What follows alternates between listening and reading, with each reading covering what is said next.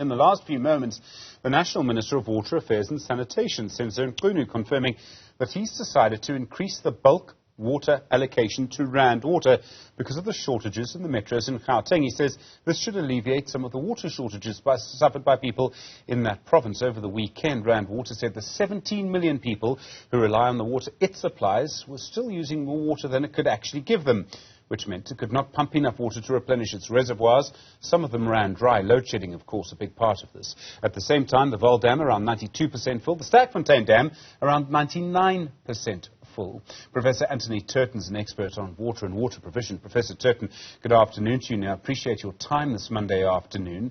This decision by the Minister announced in the last few moments to increase the amount of water made available to Rand Water, what's called the bulk allocation. How significant is that? It will, with deep respect to the Minister, it will make absolutely no difference at all because it's a well-known fact amongst water sector professionals that Rand Water has been pumping in excess of its water use license in any event for a period of time. But of course the capacity to deliver is not derived from a piece of paper that says you can pump more. It's derived from the sizing of the pumps and the sizing of the pipes and the sizing of the storage facility. So it's going to take some years to increase the throughput capacity. In other words, the transfer capacity of the pipelines and the pumps has to be upgraded, and that is not a trivial matter by any stretch of imagination.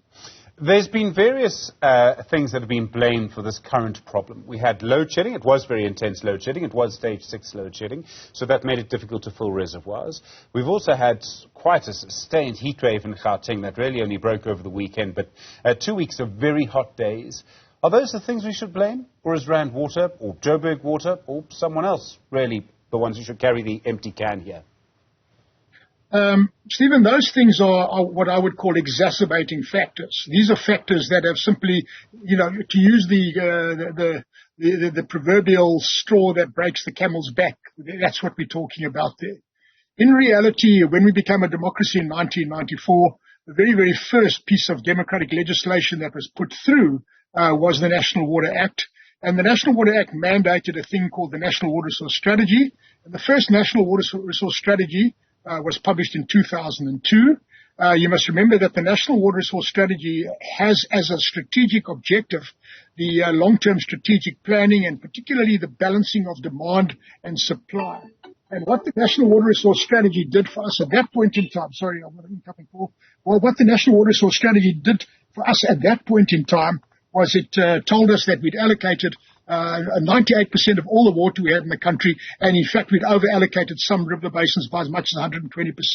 So in 2002, that's really when the long-term strategic planning should have got into gear. Subsequent to that, what also happened when we became a democracy was influx control measures into the urban centres were stopped. So we've had a tremendous movement of people into the urban areas. And now it gets more interesting because many of those people that have settled adjacent to tailings dams. So we have something like almost 1 million people now living in close proximity to tailings dams. That's another little thing sitting, bubbling on the side, also waiting for a disaster to happen. So these things have all culminated now in what we have at the moment. And ultimately it comes down to the lack of capacity in the piping system, the water treatment system, the pumping system, and more importantly, the loss of buffering capacity within the city limits itself. How difficult is it going to be to sort all of this out? We're talking about quite a lot of infrastructure. You talk about bigger pumps, bigger pipes, more of all of that. There's certainly a lot more people in Gauteng. We've had warnings as well that we need to get cracking on the second phase of the Lesotho Highlands water project. Is it possible from an engineering point of view to fix all of these problems quite quickly? Unfortunately not. I mean, take the Lesotho Highlands water project. That has been going on since the 1970s. So the early planning for Lesotho Highlands was literally in the 1970s. That gives you an indication of the lead time needed for these things. Phase 2 has been delayed by Nomvula Mokonyadi, who was trying to hijack a major contract for self-connected people. So that's why that is delayed. But the long-term planning of these things takes time, and I would say that if government was going to get serious about this, and when I say serious, I mean beyond just having a meeting with cabinet, and certainly beyond what they normally do is create a war room. We need more than just the war room. We need political will. We need technically competent people. But above all else, we need a thing in engineering terms known as a root cause analysis. Every one of these crises has never ever had a root cause analysis done. And until such time as you do the root cause analysis, you don't know what actually caused the problem. Therefore, you throw a billion rand. If you take the Mfuleni case, they've thrown 2 billion rand at that problem. They still haven't done a root cause analysis, so they still don't know what it is that they're actually trying to fix. Okay, there are a lot of things to all of this, but are you suggesting that if none of this happens in Gauteng soon, Gauteng could be in a situation where Gqeberha and Nelson Mandela Bay have been recently?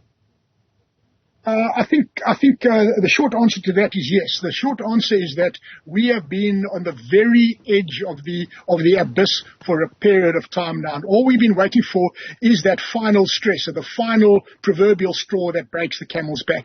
Now, are we going to get out of this? Yes, I think we certainly will. We will flounder our way forward. So people will patch and pray. We will come out the other side. But basically, the infrastructure has been compromised. And unless we get up and say our infrastructure is compromised, then we're not going to go forward. And I would like to say one more thing. It was a well-known fact that until not too long ago, Eskom was regarded as a world-leading energy provider, and in exactly the same way, Rand Water was regarded as one of the top water service providers in the world. Look what's happened to Eskom. Unless we wake up and smell the coffee, the same is going to happen to Rand Water and Johannesburg Water.